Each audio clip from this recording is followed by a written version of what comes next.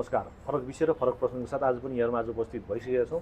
आज हामीसँग संवादलाई हुनुहुन्छ वरिष्ठ अधिवक्ता विष्णु भट्टराई। सर, यहाँलाई स्वागत छ। नमस्कार। हजुर, धन्यवाद। जस्तै यतिखेर राजसभाको आज महाधिवेशनको अन्तिम दिन छ। यसको नतिजा आउन केही समय मात्रै बाँकी छ।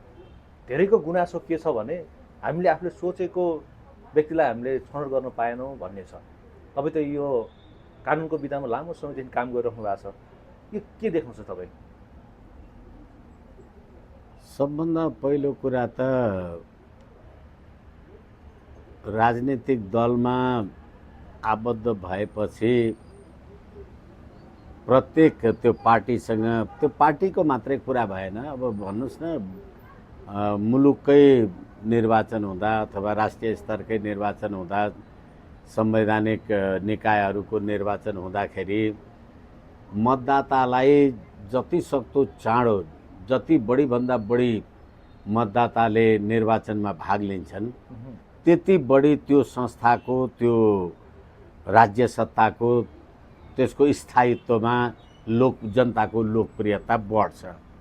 होइन तपाईँले औपचारिक रूपबाट म छँदैछु अब रामेछ्यामे किन चाहियो भन्ने अर्थले गर्नुहुन्छ भने तपाईँले कालान्तरमा त्यसलाई एउटा नेपाली जनताको वाञ्छनीय अपेक्षित राजनीतिक शक्तिको रूपमा विकसित गरेर लिएर जान सक्नुहुन्न। यसकारणले सहभागी भएका सबै साथीहरूको राइट टु भोट छ र सबैलाई आफ्नो नेतृत्व चुन्न पाउने अधिकार छ, उम्मेदवार हुन पाउने अधिकार पनि छ। त्यसमा जय पराजय भनेको आफ्नो कुरा हो, तर म पराजय हुँला अथवा अर्को मान्छेले जित्ला कि भन्ने आग्रहका साथ मतदाताहरूलाई मतदानमा भाग लिनबाट उनीहरूलाई निराश बनाउने, वञ्चित गर्ने काम कारबाही गरियो भने त्यसले तपाईँहरूले छानेको नेतृत्व भन्ने त्यो महाधिवेशनले छानेको नेतृत्व नभएर महाधिवेशनको नाममा छानिएको नेतृत्व मात्रै हुन्छ। र यो कुरा मलाई लाग्छ अब धेरै पढे लेखेका मान्छेहरू होलान्, अब उनीहरू बुझ्ने होलान्। त्यो पार्टीका वरिष्ठ नेता, अहिले प्रधानमन्त्री भएका मान्छे, उहाँ ब्युरोक्रेसीलाई अथवा निजामती सेवाका सचिवहरूलाई, हाम्रा मन्त्रीहरूलाई सिकाइराख्नु पर्दैन, उनीहरू आफै धेरै पढे लेखेका छन्, तिनीहरूले सिकाउने प्रयास नगर्नु भनेर जे भन्नुहुन्थ्यो। उहाँहरूले धेरै बुझ्नु भएको होला, तर हैसियत चाहिँ देखिँदैछ। हैसियत चाहिँ देखाइरहेको छन् यो पार्टीका माननीयहरूले। किन?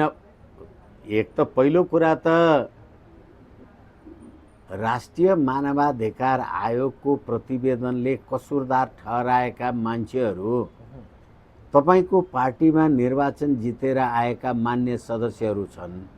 तिनीहरूले त्यो महाधिवेशनमा भाग लिए कि लिएन? लिए।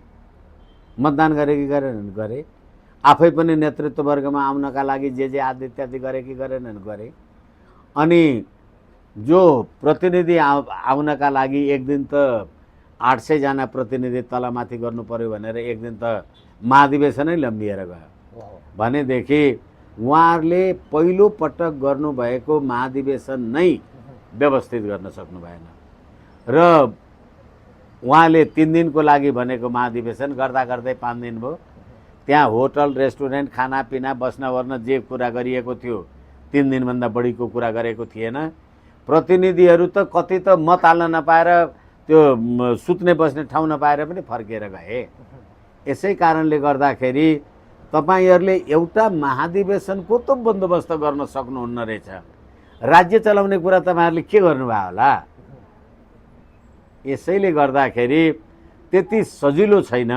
जसरी बाहिर बसेर आलोचना, टिप्पणी अथवा जे भन्ने गरिन्थ्यो, त्यो कुरा चाहिँ एउटा अधिवेशन पनि निर्विवाद रूपबाट सम्पन्न गर्न सकेन राजसभाले।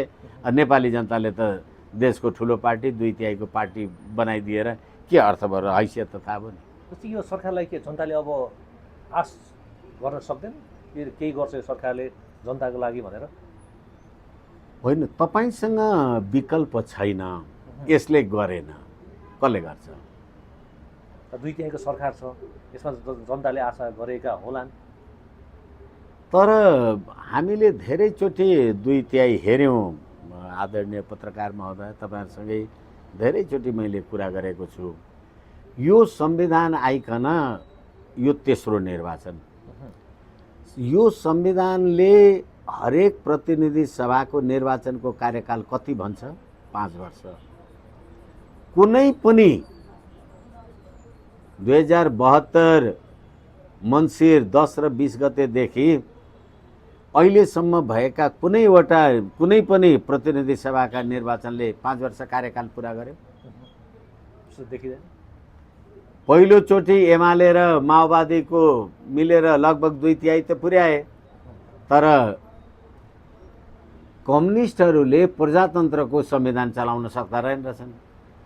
3 वर्ष पुग्दा नपुग्दै केपी शर्मा ओलीले त प्रतिनिधि सभा विघटन गरिदिनु भयो, अदालतले पुनर्स्थापना गर्यो। यो मैले धेरैचोटि भनेको छु, अब फेरि पनि भन्नुपर्ने अवस्था हुन्छ।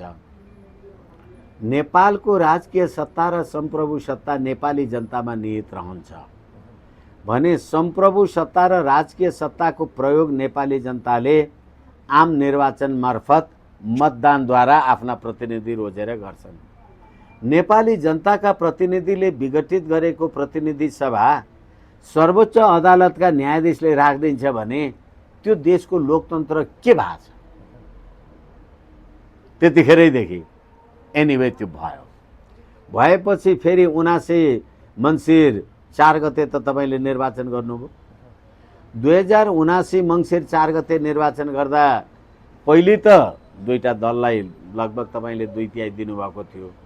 दोस्रो निर्वाचनमा त 2/3 त होइन, कसैलाई पनि बहुमत दिनु भएन र त्यो पनि पछि कहिले यसको सरकार कहिले त्यसको सरकार के आदि इत्यादि गरेर त्यो पनि सरकार तपाईँले 3 वर्ष टिकाउन सक्नु भएन। कतिचोटि गठन विघटन आदि इत्यादि जे गरेर पछिल्लो पटक 2080 असार 15 गते नेपाली काङ्ग्रेस र एमालेको सरकार बनाउने जे काम कार्यवाही गर्नुभयो, अनि त्यो पनि त 2/3 को थियो।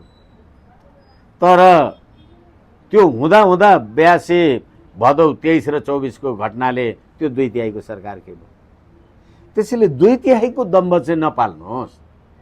तपाईलाई मैले आज मेरो प्रतिनिधि चुनेको छु र कानुन बमोजिम तपाईलाई मैले 5 वर्षको प्रतिनिधि चुनेको छु भने यसको अर्थ यो होइन कि म 5 वर्षसम्म तपाईको विरुद्धमा आन्दोलन गर्न पाउँदिनँ, तपाईलाई रिकल गर्न पाउँदिनँ, तपाईले 5 वर्ष अत्याचारै गर्नुभयो भने पनि जनताले सहेर बस्नुपर्छ भने हो र?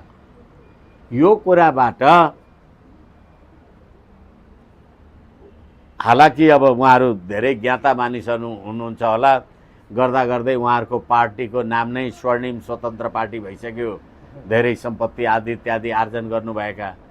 यो कुरा नेपाली जनताको राजकीय सत्ता र सम्प्रभु सत्ताको प्रयोग नेपाली जनताको इच्छा माफिक मात्रै हुन्छ भन्ने कुरा तपाईहरुलाई पनि थाहा होला। त्यो त कुरा छोड्दिनुस्, नेपाली जनताले तपाईलाई दिएको मत त आफ्नो ठाउँमा अहिले जे होला, तर तपाईले आफू भित्रकै पार्टी भित्रकै साथीहरुको अभिमतलाई व्यवस्थित गर्न सक्नु भएन। तपाईले राज्य चलाउनु होला। जस्तो तपाईले राष्ट्रिय स्वतन्त्र पार्टीलाई राष्ट्रिय स्वर्ण पार्टी भन्नुभयो नि, यो खास के तालमेल छ? यो अलिकति प्रश्न पार्दिनुस् न। खास त राष्ट्रिय स्वतन्त्र पार्टी हो। क्षमा चाहौँ, मलाई लाग्छ तपाईहरुसँगै कुरा गरेको छु। उहाँहरुले सम्पत्ति विवरण जे बुझाउनु भयो नि, सुनै सुन सम्पत्ति नै सम्पत्ति। उहाँहरुले फेरि आफ्नो सम्पत्तिको स्रोत देखाउनु परेन। त्यो सुदन गुरुङजीहरुको, स्वर्णिम वाग्लेजीहरुको अथवा त्यो बालन शाहजीकै सम्पत्ति पनि जे त्यो किलो किलो सुन माइती मावलीबाट दाइजे पाव आदि इत्यादि जे भनेछ, उहाँहरुलाई त्यसले गर्दाखेरि नेपाली जनताले स्वर्णिम स्वतन्त्र पार्टी भनेको पनि हो। र यसकारणले गर्दाखेरि तपाईहरुको होला अब त्यसको अहिले त तपाईहरुले सम्पत्तिको छानबिन गर्नका लागि मैले त यसलाई अर्को भ्रष्टाचार भनेको छु। 2062-63 देखिको राजनीतिक पदमा बसेका मान्छेहरुले अथवा सरकारी सेवामा बसेका मान्छेहरुले मानिसहरुको सम्पत्तिको वैधता प्रमाणित गर्नका लागि तपाईले तत्कालीन सर्वोच्च अदालतका न्यायाधीश राजेन्द्र कुमार भण्डारीको संयोजकत्वमा सम्पत्ति छानबिन गर्ने कमिटी त बनाउनु हो भन्दा पीडा लाग्छ। अथवा यो मलाई साँच्ची भन्ने हो भने धेरैचोटि भन्छु म, मलाई बोल्न इच्छा पनि हुँदैन। तपाईँ पनि सर्वोच्च अदालतको न्यायाधीश, म पनि सर्वोच्च अदालतको न्यायाधीश, हामी दुईटै भूतपूर्व। अब तपाईँ चाहिँ सम्पत्ति छानबिन गर्ने कमिटीको प्रमुख, अनि अब मेरो चाहिँ सम्पत्ति तपाईँ छानबिन गर्ने अरे, तपाईँ पनि त सर्वोच्चको न्यायाधीश नि, तपाईँको छानबिन गर्ने कि नगर्ने? त्यहाँ मतभेद भयो त्यसमा पनि? मतभेद भयो होइन, कसुरदारले कसुरदारलाई कसुरदार हो कि होइन भन्ने भने। तपाईँ पनि भूतपूर्व न्यायाधीश, म पनि भूतपूर्व न्यायाधीश। मेरो चाहिँ तपाईँ छानबिन गर्ने, अनि तपाईँको चाहिँ कसले छानबिन गर्ने? यसै कारणले अब त्यति मात्रै कुरा होइन। अर्को कुरा म तपाईँलाई निवेदन गरौँ, यो अर्को यो सरकारको भ्रष्टाचारको बारेमा। यो सरकार त भर्खर जन्मिएको छ, भ्रष्टाचार गर्न थालिसक्यो र भने। अनि जवान भएपछि मात्रै मान्छेले कसुर गर्छ अथवा अलि बच्चा हुँदैखेरि चाहिँ कसुर गर्दैन भन्ने कुरा हुन्छ र? त्यो त 35 वर्ष गर्नेले धेरै लुटे, हामीले त भर्खर सुरु गरेर भन्दैछौँ उहाँहरू। मलाई फेरि यी कुराहरूसँग चाहिँ फेरि अर्को आक्रोश हुन्छ। सरकार भनेको, राज्य भनेको बालक, जवान, तन्देरी, बुढो भन्ने कुरा पाइँदैन। सरकार बिरामी पनि हुन पाउँदैन। सरकार त निरन्तर हो नि, पर्पेचुअल सक्सेसन। तपाईले त्यो देशको राजकीय सत्ता र सम्प्रभु सत्ताको निरन्तरता लिएर जानुपर्छ। तपाईँ 2 महिना मात्रै भएको छ म सरकारमा बसेको, मैले चाहिँ 10 करोड लुटेँ अरे, उसले त 40 वर्षमा 50 करोड लुटेको थियो नि, अहिले खोज्न पाउँछस् भन्ने तपाईँ? एक दिन पनि तपाईँको छ भने समयले होइन, कर्तव्यले। अनि मैले किन यो कुरा तपाईँसँग निवेदन गरेँ भने हाम्रो सम्पत्ति शुद्धिकरण छानबिन आयोग छ, भ्रष्टाचार निवारण आयोग पनि छ, अनि सम्पत्ति शुद्धिकरण छानबिन आयोग र भ्रष्टाचार निवारण आयोगले के गर्छ? जसले गैर कानुनी रूपले सम्पत्ति आर्जन गरेको छ त्यसको छानबिन गर्छ। अहिले राजेन्द्र कुमार भण्डारीको आयोगले के गर्छ? उच्च पदस्थ कर्मचारी आदि इत्यादि, उच्च पदस्थ भूतपूर्व होस् कि वर्तमान होस् कि जोसुकै होस्, अख्तियारले चाहिँ उच्च पदस्थ, हिजो उच्च पदस्थ भएर मन्त्री महामन्त्री भएर गएको थियो, त्यसले चाहिँ कारबाही गर्न पाउँदैन भन्ने छ र? भने त्यो भ्रष्टाचारको छानबिन, ती उच्च पदस्थको छानबिन अख्तियारले गर्न हुन्थ्यो कि हुँदैन थियो? अख्तियार अर्बौंको तपाईँ हामीले तिरेको कर खाएर बसेको छ, त्यसको काम के? एक। अब भ्रष्टाचार हेर्नुहोस् है। र अर्को कुरा फेरि सम्पत्ति शुद्धिकरण आयोग, दीपक भट्ट लगायतका कोनिके आदि इत्यादि, यही रवि लामिछाने लगायतका सम्पत्ति शुद्धिकरणको गतिविधि त्यो हामीले हेरेका छौँ। सङ्गठित अपराधको गतिविधिको कुरा पनि हामीले हेरेका थियौँ। त्यो कुरा चाहिँ सम्पत्ति शुद्धिकरण आयोगले हेर्दा हुने। एउटा भूतपूर्व न्यायाधीश, भूतपूर्व मन्त्री, भूतपूर्व सचिव भयो भने त्यसको छानबिन गर्नको लागि चाहिँ अर्को कमिटी बनाउने। एउटै कामका लागि तपाईँले कतिचोटि राज्य कोषबाट पाल्दै हुनुहुन्छ, याद गर्नुहुन्न तपाईँहरू? यो पनि भ्रष्टाचार हो, यो पनि हो।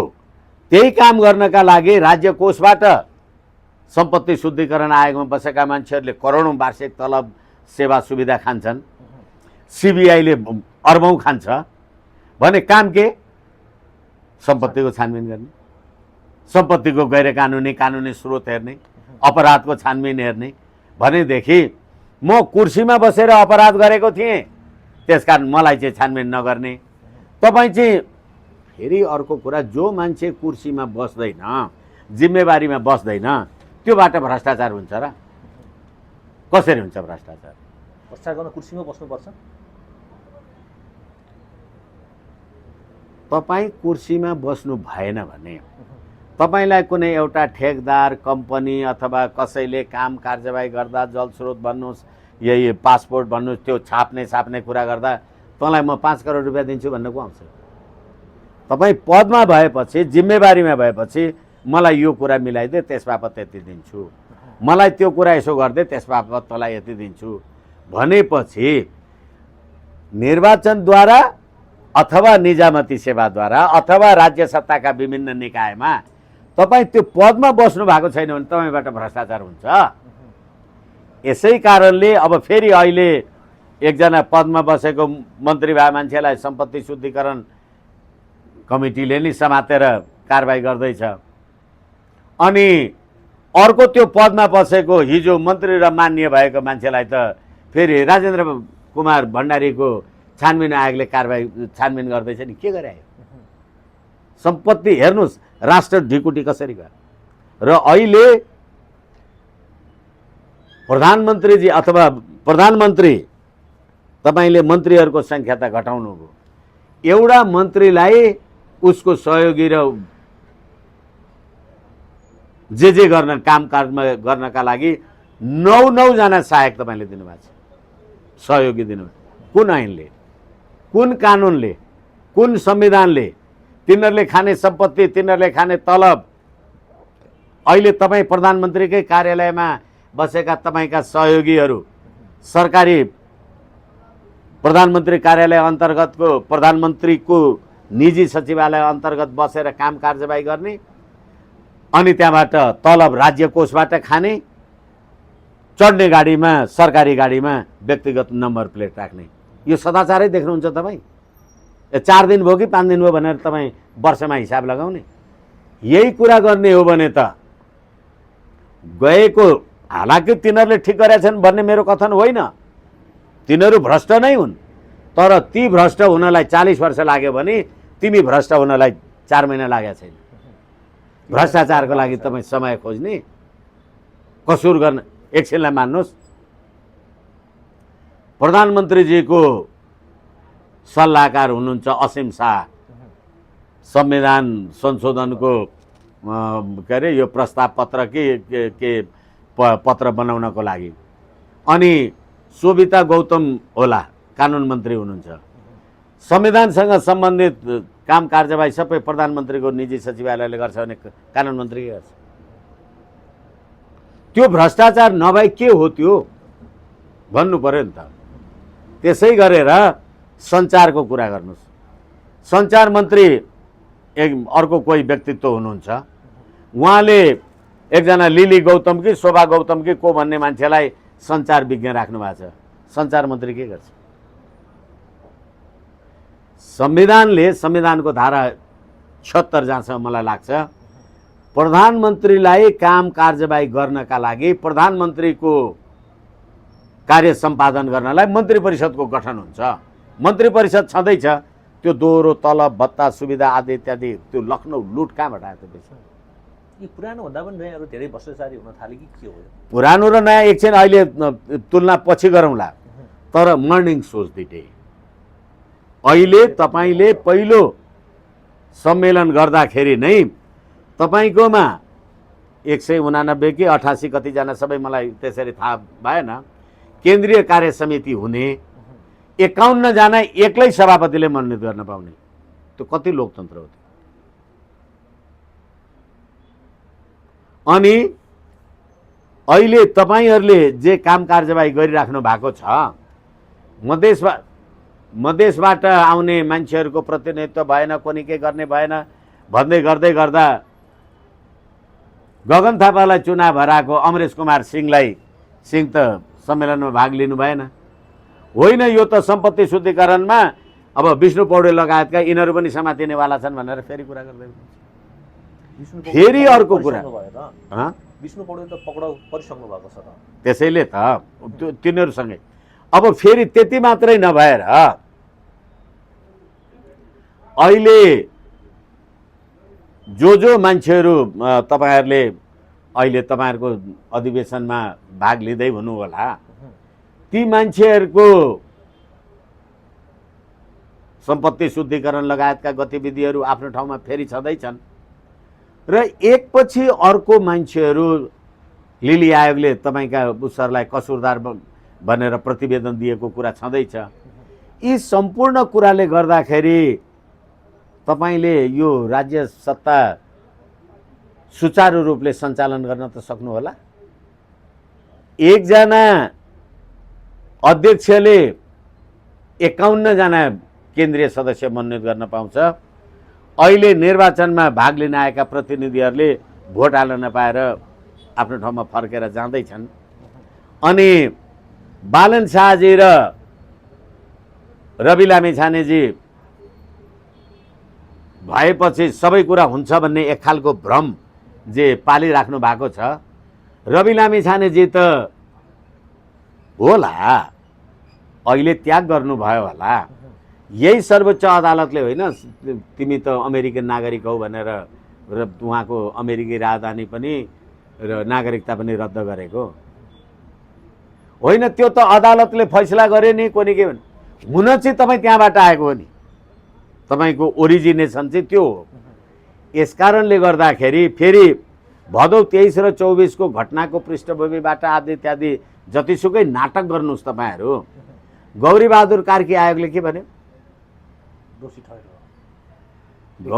गौरीबहादुर कार्की आयोगले भन्यो मलाई समय पुगेन, म चाहिँ 23 गतेको मात्रै छानबिन गरेँ, 24 को गरिनँ भनेर। भ्रष्टाचार गरेर भनेर सोध्नुहुन्छ नि, त्यो सोद्धाखेरि पनि अलिकति त्यो आक्रोशित भावना हुने हो। तपाईलाई जब भदौ 23 र 24 को घटनाको छानबिन गर्नका लागि राज्यले तपाईलाई जे सुविधा आदि इत्यादि दिएर राख्यो, कतिचोटि म्याद थप्यो, कति करोड तलब जागिर सुविधा जे खानुभयो, मैले 23 मात्रै छानबिन गरेँ भन्ने तपाईँ कति पतित होला भनेको। त्यो 24 दुईटै गर्नु पर्थ्यो हैन? होइन, 23 र 24 को तपाईलाई जिम्मेदारी थियो, तपाईले 24 किन गर्नु भएन? अनि त्यहाँबाट 24 मैले गर्न भ्याइन भनेर तपाईँ भन्नुहुन्छ भने तपाईले 23 र 24 को शपथ ग्रहण गर्नु भएको छैन। किन 24 गर्नु भएन? किनभने तपाईँ आफै तत्कालीन सरकारका गृहमन्त्री प्रधानमन्त्री हेलिकप्टर चढेर भागे, यिनीहरूलाई त मार्नु पर्थ्यो, भाग्न दिनु हुँदैन थियो भनेर फेसबुकमा लेख्ने तपाईँ नै होइन? अनि तपाईँ नै छानबिन गर्ने? यो सदाचार हो यो। अनि त्यसले दिएको रिपोर्ट 24 गतेको किन आएन? किन आएन भने 24 गते यो जेनजी आन्दोलनमा पानी बाँड्न हिँडेको मान्छे सुदन गुरुङ, टिओबी वाला कुराहरू जे छन्, यो बारबरा फाउन्डेसन वाला कुरा आफ्नो ठाउँमा छ। त्यसै गरेर म त उमेरले पाएको भएँ, जुलुसमा आउन चाहिँ मिल्दैन भनेर लेखेन्ने। अनि सिंहदरबार डढ्दाखेरि, सर्वोच्च अदालत डढ्दाखेरि त्यो पार्टीका अहिले भएका प्रधानमन्त्री कहाँ थिए? तिनीहरूलाई कसुरदार देखाउनु पर्छ भनेर 24 गते मैले भ्याइन भने होइन भने 24 गते हिंसा त 24 गते भयो नि।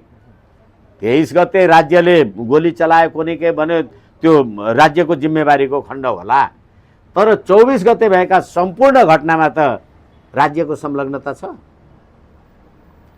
पुलिसले आगो लगाएको छ अथवा सेनाले आगो लगाएको छ।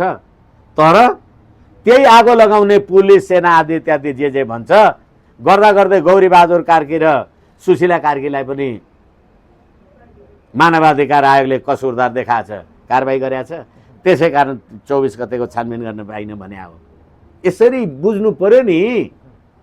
होइन भनेदेखि लिली आयोगको प्रतिवेदन के हो? त्यसलाई तपाईँले इन्कार गर्नुभयो, होइन भन्नुभयो। अनि ती सारा कसुरदारहरू गाई काटेर खान पाउनुपर्छ भनेर यी बाहुन साउनहरू यिनीहरूलाई मार्नुपर्छ, हत्या गर्नुपर्छ भन्ने मान्छेहरू लगायतका ती प्रतिनिधिहरू अहिले संसदमा आउँदा देखिस् हामीले यो सिंहदरबार डढाएको भन्ने तस्बिर भएकाहरूलाई पक्रिनुभयो, कारबाही गर्नुभयो। होइन, त्यो जेनजी आन्दोलन ठिक छ, आन्दोलन भनेको परिवर्तन भनेको बाख्रा कुखुरा मारेर पाउने होइन। मानिसकै हत्या हुन्छ, युद्धमा मान्छे नै मरेर युद्धको हारजित हुने हो, उ गर्ने हो। तर तपाईले त्यो जेनजी आन्दोलनमा भएका कसुर गर्नेहरू, आगजनी गर्नेहरूलाई यिनीहरूलाई उन्मुक्ति दिने भनेर संविधान बनाउनु भएको छ, कानुन बनाउनु भएको छ। होइन भने यो संविधान अन्तर्गत उनीहरू कसुरदार हुन् कि होइनन्? तपाईँ बालनजी कसुरदार हो कि होइन? अनि तपाईँले अहिले 25 जना भन्दा बढी आफ्नो निजी सचिवालयमा मानिसहरू राख्नुहुन्छ र त्यसलाई कुनै संविधान र कानुनले त्यो पदको संवैधानिकता छैन। संविधान र कानुनले नदेखेको पद तपाईँ खडा गर्दै खुरुखुरु तलब खुवाएर राख्नुहुन्छ र राज्य कोषको दुरुपयोग गर्नुहुन्छ भने त्यो सदाचारै हो। यसकारण भ्रष्टाचार मलाई लाग्छ यो दृष्टिकोणबाट यो सरकार भ्रष्टाचार मुक्त देखिएन। जस्तै यो सरकारले विष्णु पौडेलमाथि यो प्रतिशोध साधेको हो कि के हो, यसलाई कसरी हेर्न सकिन्छ? यसमा यो मान्छेहरू सबै प्रतिशोध भन्छन् कि मैले अघि भने राजनीतिक पदमा नबसिकन भ्रष्टाचार हुँदैन, राजनीतिक पदमा नबसिकन गैर कानुनी सम्पत्ति आर्जन हुँदैन। अहिले अख्तियारको प्रमुख के अरे हाम्रो राई प्रेम राई, उहाँ प्रेम राईजीहरू पनि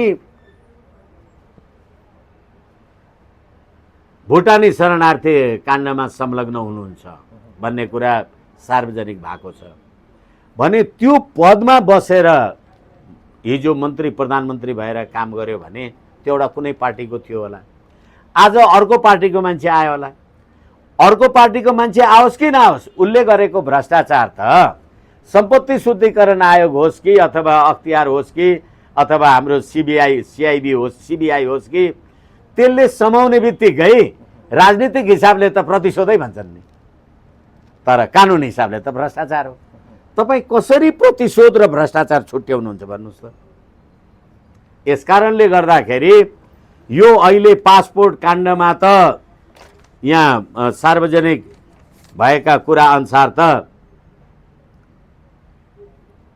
16 अर्ब तलमाथि भएको छ र त्यो 16 अर्ब तलमाथि गर्दाखेरि त्यो पासपोर्ट छाप्दाखेरि त्यो 2 महिना 3 महिना लगायो अथवा 2 वर्ष 3 वर्ष लगायो, सबै मन्त्री प्रधानमन्त्री परराष्ट्र मन्त्रीहरू संलग्न छन्। को चाहिँ बाँकी हुन्छ यसलाई प्रतिशोध भन्ने?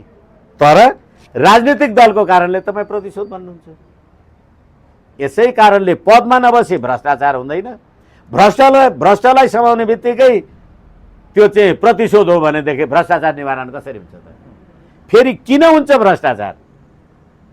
तपाईँलाई एउटा वडाको चुनाव लड्नलाई यी काठमाडौँमा 2 करोड खर्च गर्नु पर्ला। चुनाव जितिन्छ ठेगान छैन नि।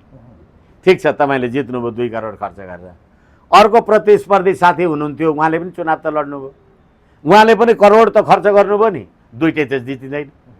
अनि तपाईँले त्यो करोडौँ चुनाव जितेर जब तपाईँ वडाको अध्यक्ष हुनुहुन्छ त्यो पैसा कहाँबाट उठाउनुहुन्छ? अब तपाईँ त पदमा हुनु होला, ल उठाउनु होला, उसले कहाँबाट उठाउँछ? फेरि तपाईँसँगै साँठगाँठ गरेर व्यापारीसँग मिलेर खानुपर्छ पर्दैन? राजनीतिलाई भ्रष्ट बनाउने नै यो प्रणाली हो। त्यस कारणले गर्दाखेरि राजनीतिमा संलग्न यो राज्य प्रणाली अन्तर्गत राजनीतिमा संलग्न हरेक अपवाद बाहेक हरेक मानिस भ्रष्ट। रामवरण यादवले कति पैसा खाएको रहेछ सरकारमा फिर्ता बुझाएको हेर्नुभयो कि हेर्नु भएन? केपी शर्मा ओलीले उपचारको रूपमा कति खाएको रहेछ हेर्नुभयो कि भएन? अब त्यो पैसा फिर्ता गर भन्यो भने त्यो भ्रष्टाचार भयो कि प्रतिशोध हो? यसकारण राजनीतिक प्रतिशोधको आवरणमा भ्रष्टहरूलाई छोड्ने काम चाहिँ गर्नुहुन्न। तर त्यसले भ्रष्ट गर्यो भने त्यसले 5 करोड गरेको थियो, मैले चाहिँ 50 रुपियाँ मात्रै गरेँ भने त 5 रुपियाँ गरे पनि भ्रष्ट हो नि। त्यसैले तपाईँको अहिले यो सचिवालय चलाउने तपाईँको यो पार्टीको अधिवेशन जे गतिविधि छ यी सम्पूर्ण कुरा हेर्दाखेरि जस्तै अब अन्तिम प्रसङ्ग दुर्गाप्रसाद र धवल संसदले मिलेर 13 गते झापामा शक्ति प्रदर्शन गर्दै हुनुहुन्छ। अब के देखिन्छ? अब यो शक्ति प्रदर्शनले दुर्गाप्रसाद र धवलले के देखाउनु खोजेको हो, यसलाई कसरी हेर्नु छ? अब अहिले कसैलाई नकारात्मक धारणा टिप्पणी नगरौँ, किन केही देखिएकै छैन। आग्रह राखेर भन्ने हो भने त धेरै कुरा भन्न सकिन्छ, तर पनि शक्ति प्रदर्शन भनेको कसलाई? तपाईँले कसको विरुद्धमा शक्ति प्रदर्शन गर्दै हुनुहुन्छ? यो राज्य प्रणालीको विरुद्धमा अथवा यो गर्दा गर्दै अहिले त राजा वीरेन्द्रको वंश विनाशवाला कुरा गरिराखेका छन्। एक थरी राजावादीहरू बहुत धेरै खुसी भएर यो त राम्रो काम गर्यो भनेर भनेका छन्। गणतन्त्र ल्याउनेले राजतन्त्र अन्त्य गरेन भने कसले गरे हो? गणतन्त्र ल्याउनका लागि त राजतन्त्र त सिद्ध्याउनु पर्यो। राजतन्त्र सिद्ध्याउनका लागि त अहिले यो सरकारमा बसेका गणतन्त्रवादी पनि त होलान् नि त। कसलाई शक्ति प्रदर्शन गर्दै हुनुहुन्छ थाहा छैन, तर त्यसलाई पनि समर्थन गर्ने राज संस्थावादी मान्छेहरू जे छन् तिनीहरूले राजा ज्ञानेन्द्रले त आफू सत्तामा पुग्नका लागि दाजुभाउजू मारे भन्थे, ज्ञानेन्द्रलाई ल्याएर छानबिनमा बोलायो भने के गर्नु, कसलाई शक्ति प्रदर्शन गर्नुहुन्छ? यसै कारण अहिले ठिकै छ, मुलुकको अत्यन्त तरल अवस्था, अब अल्गोरिदमवाला डिप स्टेटवाला बफर जोनवाला कुरा, विदेशी शक्तिको कुरा, यो भुटानी शरणार्थीवाला कुरा, अनि त्यसै गरेर अमेरिकन युथ काउन्सिलवाला कुरा, पायोनियर युथ प्रोभोकेसन कि पायोनियर युथ वर्कसप भनेको चाइनिजहरूले गरे, नेपाली जनता नेपाली युवालाई नै चिनिया र अमेरिकन ध्रुवमा बाँडेको कुरा, मुस्ताङमा यो के अरे हाम्रो युरेनियम खन्नको लागि अमेरिकन र अस्ट्रेलियाली सेनाको जिम्मामा नेपाली सेनाले रोहबर बस्ने, यति अनन्त यो राष्ट्र विखण्डनका कुरा छन्। यसमा कसलाई शक्ति देखाउँदै हुनुहुन्छ 13 गते पर्खिनु पर्ला। 13 गतेपछि फेरि अर्को संवाद अर्को संवाद गरौँ। आजलाई नमस्कार, म छुट्छु आजलाई। हस्, धन्यवाद।